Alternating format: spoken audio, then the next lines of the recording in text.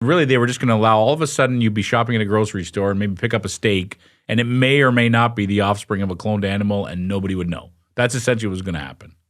That's right. So the argument is that, well, it doesn't represent any more risks, which is actually true. I mean, if you actually give you guys a conventional piece of meat and a clone meat piece, you wouldn't be able to notice the difference between the two. To be honest, it'd be the same piece of meat basically.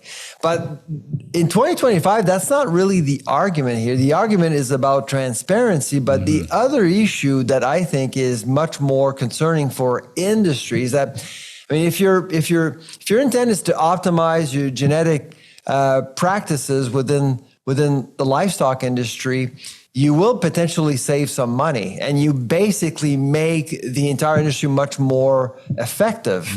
Now, how can consumers benefit from that enhanced effectiveness without labels? So in other words, let's say, for example, you do see clone meat products out there at the meat counter, and you know that really the industry is doing this to save money. As a consumer, wouldn't you expect that piece of meat to be, well, cheaper? That's a great point. And that's one of our questions. I'm going to skip to that. Will this, if this does become more mainstream and they do this, does that mean our grocery bills are going to go down, and we're going to be able to buy a roast for a cheaper price? You're funny. You're very funny. That's the point of labeling. So you do have the food safety issue and perceptions, and you want to educate the public and allow people to befriend the technology. I have no problem with cloning. The science is pretty clear. The challenge that a lot of people feel uneasy about cloning. I mean, they've heard about Dolly and they've heard all sorts of things. They would want to know where their food is coming from. But the biggest challenge to me is from a socioeconomic perspective. With all of these technological advances that we've seen in the food industry, allowing the food industry to produce food and lower costs, without labeling, it's incredibly difficult, if not impossible, to allow consumers to benefit from all of these technological advances over the years. And I'm thinking about genetic engineering in plants, for example, genetically modified salmon, and of course, now with cloning. You mentioned the safety and the science behind it all. Is there anything that consumers should be worried about?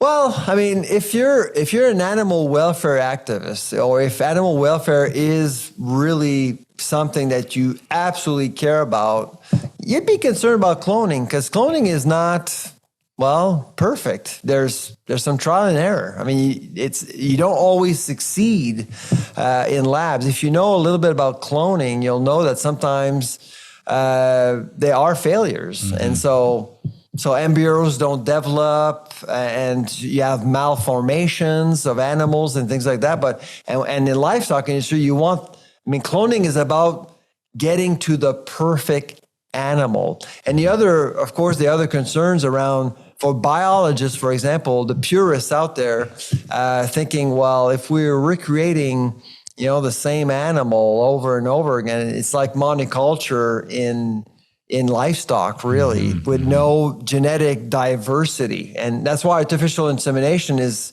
accepted in science, because, well, you're kind of forcing nature to do its thing by selecting. It's like an arranged marriage, if you will. That's what artificial insemination is.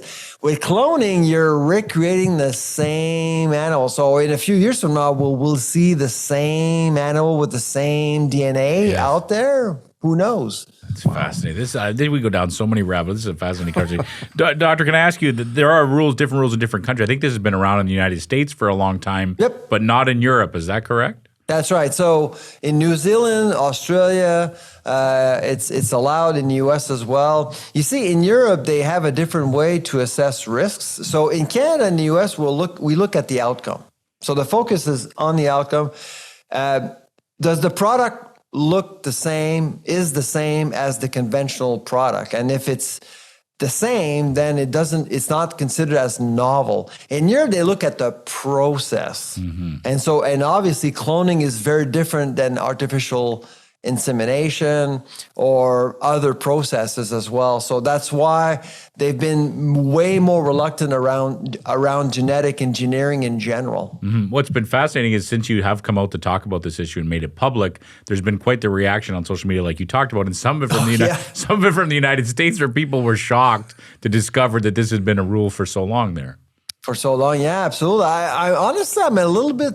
I'm surprised by two things. On the one side, I am surprised that the regulator, Health Canada, is not doing anything and any risk communication whatsoever, which is really, well, it's not really surprising because they're repeating the same mistake. But I'm disappointed because it is 2025 and consumer trust is a big deal, so you want to be forthcoming, you want to inform the public, and frankly, cloning is scary for a lot of people. You want to at least invite consumers to befriend the technology in some way instead of allowing some NGOs to come in and basically control the narrative and scare everyone.